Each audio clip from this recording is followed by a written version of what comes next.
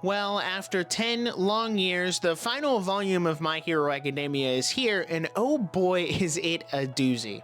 Horikoshi really came back just to drop one more tactical nuke on the fandom before moving on to whatever is next, and I'm all here for it, but I'm also so tired at the same time. The online sphere has been so full of toxicity and just general illiteracy, but I'll come back to that later. First and foremost, I do want to focus on the positives because there sure are a lot of them. This video also isn't going to be as scripted, just more my thoughts on the final volume, more specifically the bonus chapter that Horikoshi dropped. Now, first of all, as you can see, I did buy a Japanese copy of volume 42 because I didn't want to wait a year or whatever it's going to take for them to localize it and bring it to the US. So I just said, you know what? I went on Amazon Japan. I actually made an account specifically so that I could buy this volume. And it was, I think, I got this one, and you can kind of see it behind me up here if the reflection isn't too bad. I bought volume 1 as well, since these covers mirror each other.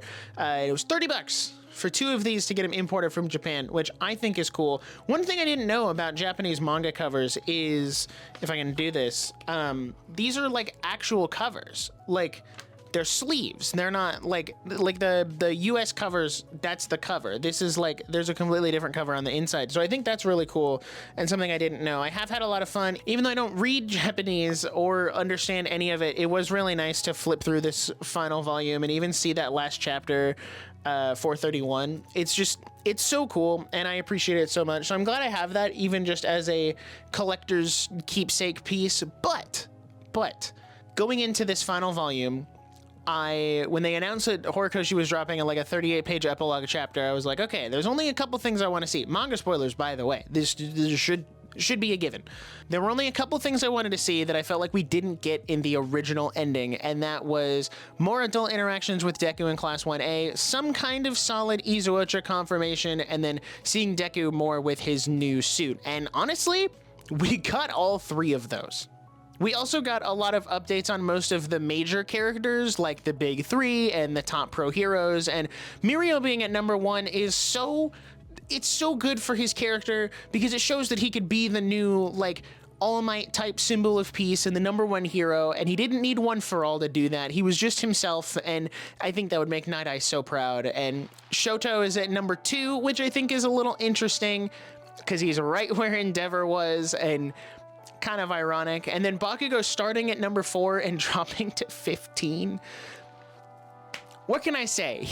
Listen, his development is a little interesting because he went from this like super edgy, jaded kid who didn't want to work with anybody to being able to work with people, but then he still has that kind of ego and like childish mentality of keeping his hero name from high school, and never really rounded out his character because it says in the chapter the reason he dropped from 4 to 15 is just because he's not, like, his personality is hard to work with and hard to understand. So the fact that he dropped because of that and really ignored all of the things that Best Jeanist tried to teach him is just, it's funny. I appreciate it.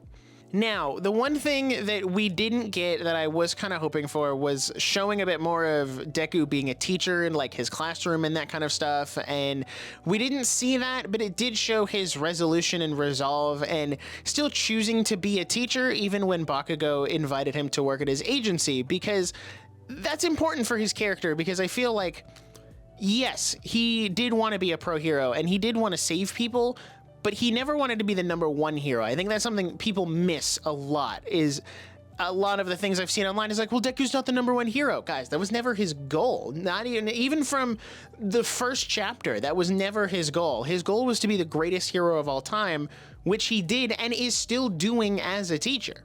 Now, I will loop back around to that a little later. My notes are so sporadic for this video, so I'll loop back around to that in a minute. Now, the one thing that we did get that was so cool was an incredible double spread of Deku suiting up with his new suit, and honestly, it gives me really, really big Iron Man vibes, like either Infinity War, where he's got the nano suit that he like taps a little arc reactor and it turns on, or Iron Man 2, where he's got the suitcase and it like builds around him. I think that was more of what Horikoshi was going for, especially with the like original Iron Might suit, and I think that's definitely what he was going for here. But those are the vibes it gives me. It's an incredible double spread. Horikoshi's art is unmatched, unparalleled.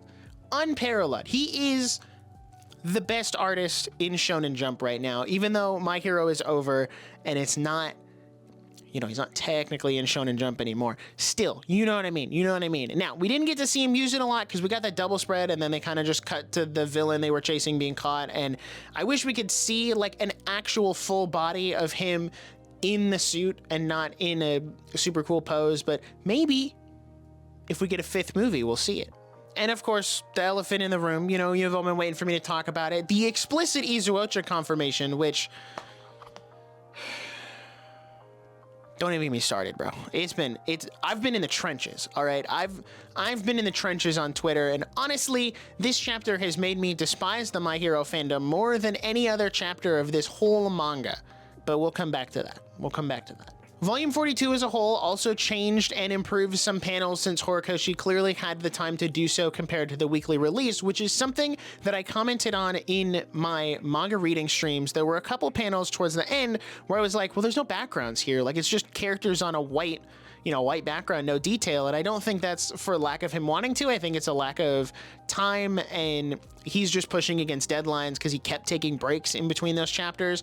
And then when this volume comes out, you can look at all of the comparisons between the weekly Shonen Jump release and then the volume release. There are a lot of points where he went back and changed entire panels, changed layouts, redrew things, added new panels. Like, so it clearly was just a time constraint thing, and that's why they didn't end up the way they should have in the Shonen Jump release.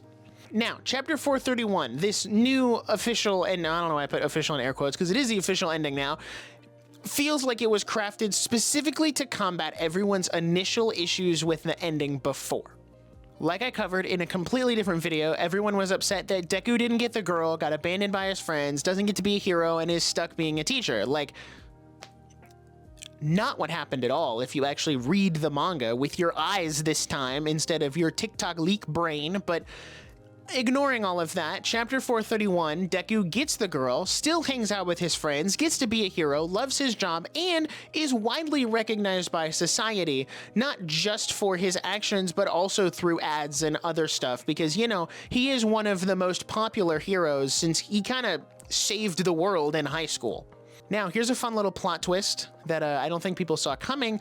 The original ending had all of these things anyway, but 431 really makes it more pronounced and shows it off because some people just could not seem to get it through their thick skulls. And one thing I see people bringing up is that Deku in this chapter is out of character. And there's been all kind of cope, like Horikoshi didn't write it, his assistants did it, Shonen Jump forced him to write it. All right, whatever. I'm coming back for you who say that. I'm coming back for you. But Deku is not out of character at all this chapter in any way, shape, or form. And nobody is out of character this entire chapter. Maybe it's because it was written by the author who wrote the rest of the series. And the biggest argument for that comes when Deku rejects Bakugo's offer to join his hero agency because he wants to be a teacher. And they're like, well, but high school Deku would have jumped at the opportunity. And it's like, yeah, maybe people have character development, you know, from high school. Like, if you're the same person that you are in high school, that's a you problem. That's not, I don't know what else to tell you. But him wanting to stay a teacher, he explains it very clearly. It's because there is a way to shape and influence the next generation. And I've seen people say, well, that's not going to stop another Shigaraki. But yes, it is, because if you have really good teachers, I think we as a society underplay the value that teachers have in society, because teachers are the ones who, when you're in school, will uplift you and encourage you to do your best and try to become a better person and learn new things outside of your parents, you know? And having a really good teacher can change the trajectory of your life entirely.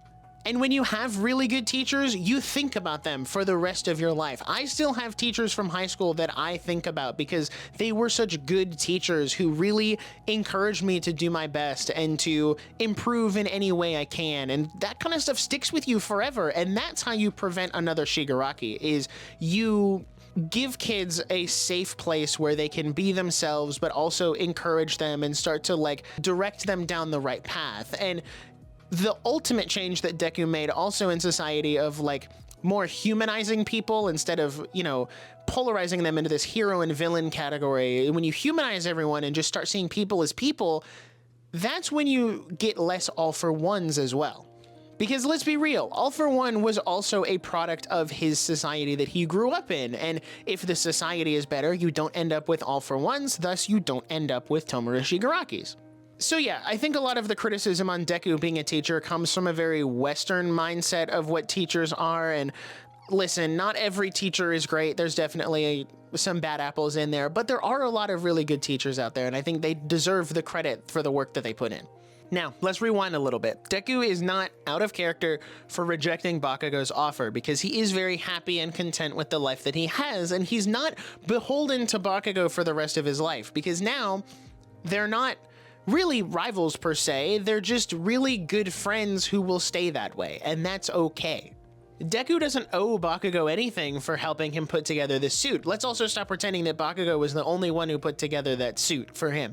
It was everyone. It was all of Class 1A built by Melissa and Hatsume. Like, bro, read the manga, please. I beg you. Let's also not act like Bakugo won't be in Deku's classroom as a guest teacher every week, because he absolutely will.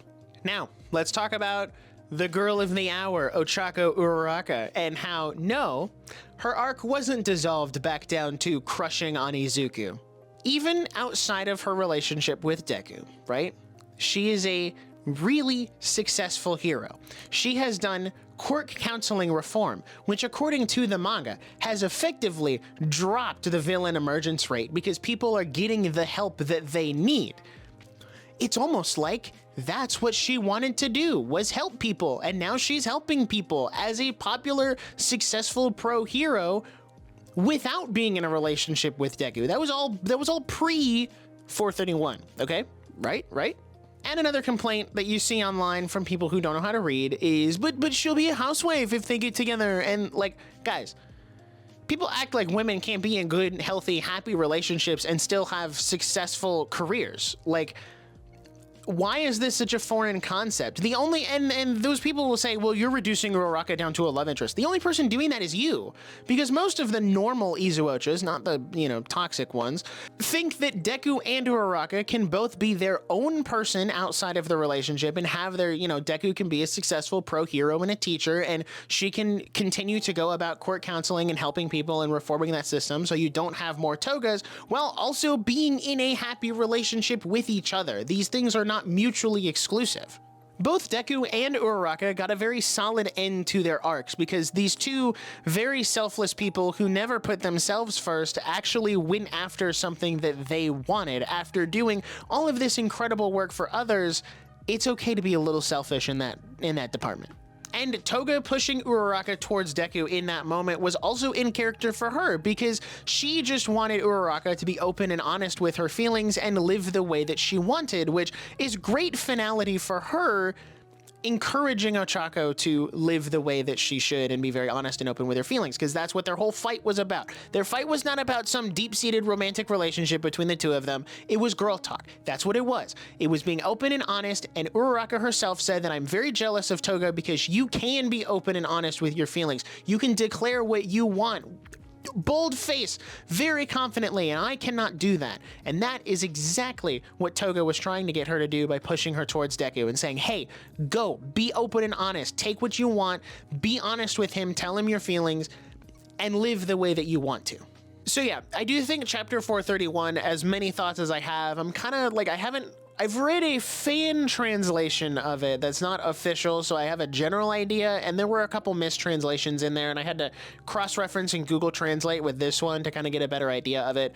So I have a general idea of what the chapter was about and a general idea of where it's going, but I can't really say anything concrete until next year where there's an official English translation, and then we can go from there, because everyone has their own agenda when they're translating, you know what I mean? So it's a whole thing, but I do think it's a really good chapter, an incredible end to an already incredible manga, and it kind of just added on to everything in 430, and Horikoshi, man, you cooked again. All right, fandom, My Hero Academia fans, the toxic ones, it's my turn to attack you. A bunch of people from that side of the fandom, you know what I'm talking about, you know who you are, you know who I'm talking about, started attacking Horikoshi, sending him death threats, blocking him, calling the chapter non-canon, calling his work AI generated, and a lot more horrendous things. Listen, everyone is free to feel how they want about the writing and the quality of a story, but to look at Kohei Horikoshi's art and call it AI generated because you didn't like how it ended or it didn't confirm your delusional headcanon of a ship that was never going to happen is insanely disrespectful to the art and the work that he puts into this series. A series, by the way, that you have enjoyed up until this very last chapter. And let's be real, if one chapter of a series can ruin the entire thing for you and make you start burning your volumes and sending death threats to the author, you never liked this series for what it was about. You only were in it for the ships, and that right there is what a tourist is. Breaking news. This is new news for you guys, I guess. My Hero Academia was never about the romance, so to act like this ending somehow ruins the whole series for you, then that's on you, and it means you were never in it for the story. You just wanted to peddle your ships around. You shouldn't base the quality of the story on whether or not your delusional headcanon, which was never going to happen by the way, ended up happening or not. And honestly, let's be real guys, getting queerbaited by a shonen manga is like losing chess to a dog. It shouldn't happen, and you should know better. There are plenty of other yaoi and yuri manga and anime out there, so why do you have to come to this one that wasn't intended for that demographic? Shonen Jump, guys. Guys, does anybody know what shonen means? It means young, right? It's Young Jump. It's for teenagers.